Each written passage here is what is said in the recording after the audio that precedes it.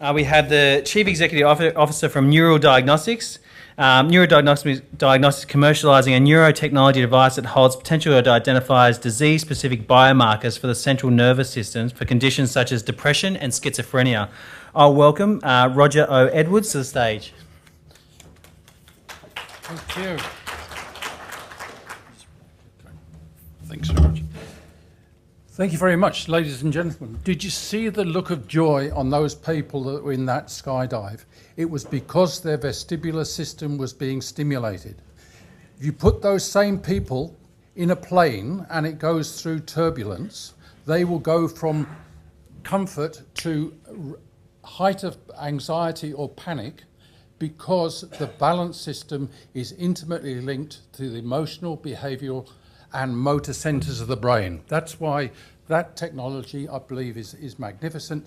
And our technology, we're using the balance system to diagnose mental and neurological illnesses because of that linkage. The story began when Associate Professor Brian Lithgow at Monash University, who was also one of the, he was a digital signal processing engineer on the original cochlear implant team.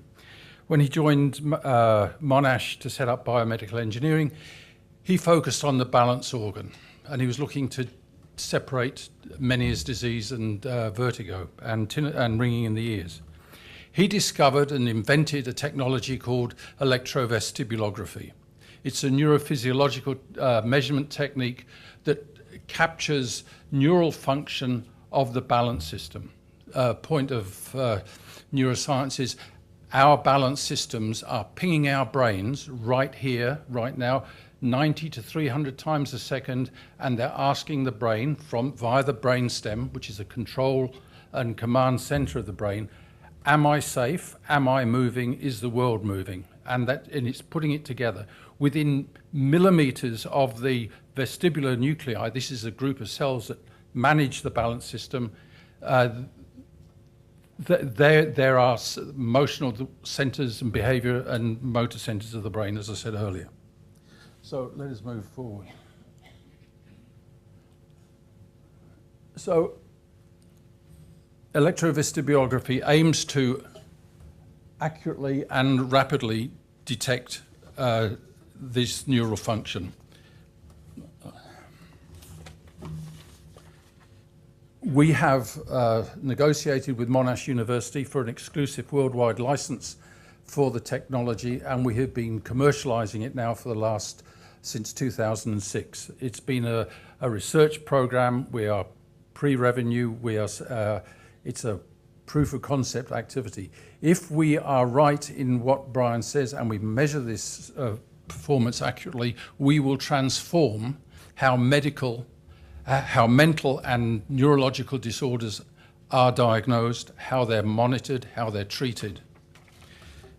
Here's a few statistics.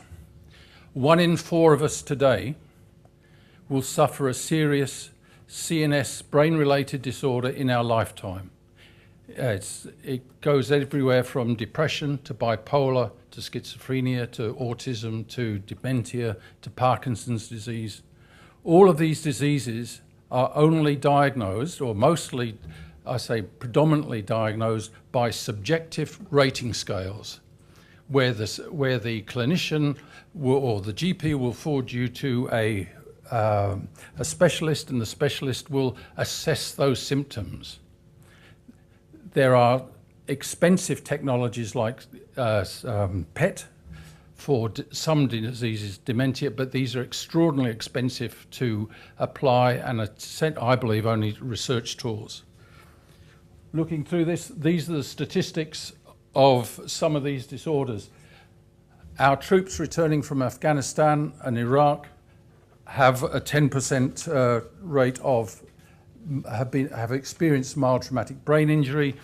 70% of those go on to get major depression and or post-traumatic stress disorder.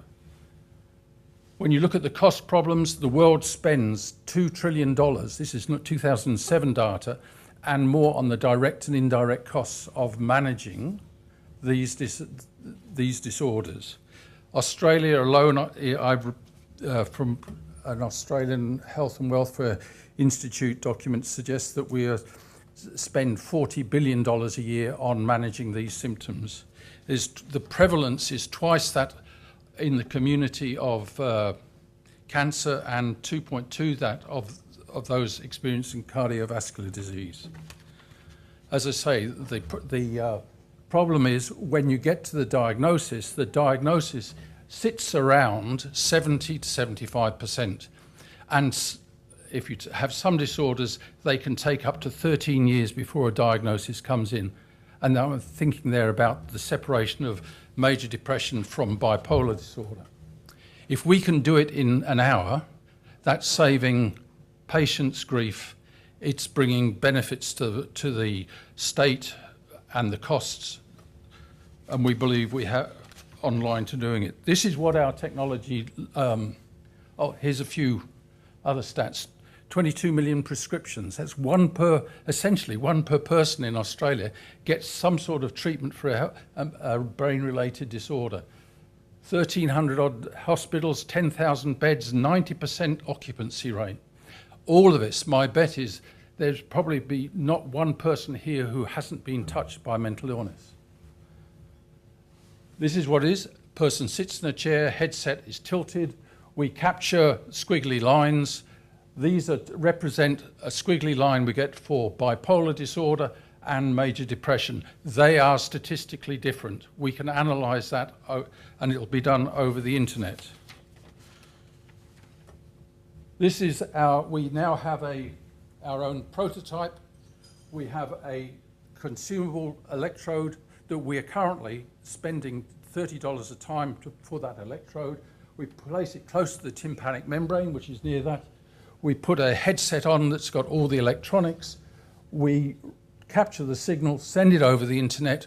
We have the algorithm where we crunch the numbers and we take a fee for service. We've got two active centres, one at Manitoba University Riverview Hospital and one at the Monash Alfred Psychiatry Research Centre. We've been operating that with 3 successful PhDs, one on Parkinson's disease, one on schizophrenia and one on major depression. And benefits to the clinician, there are benefits to the patient, there are benefits to the state.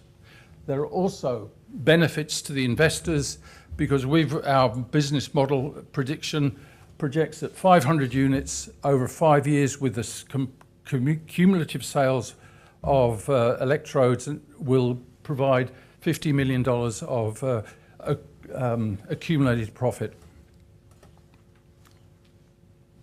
We have a path forward. We're still 3 years away from the marketplace where we are now validating our prototype, our in-house prototype system. We're then going regulatory approvals, which will be straightforward. We're looking for 3 tranches of $2.5 million.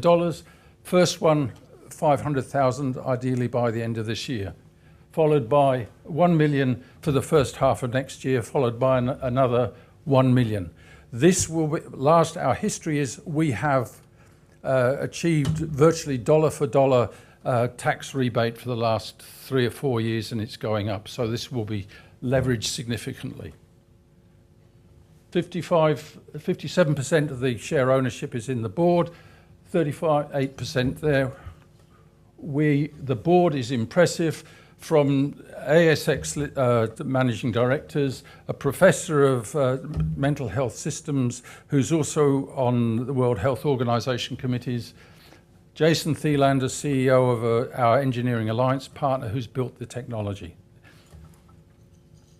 If there's more information, please see me afterwards. We're at the back. And 2 of my colleagues, Van Fisher and Ian Knight, are with me today. Thank you.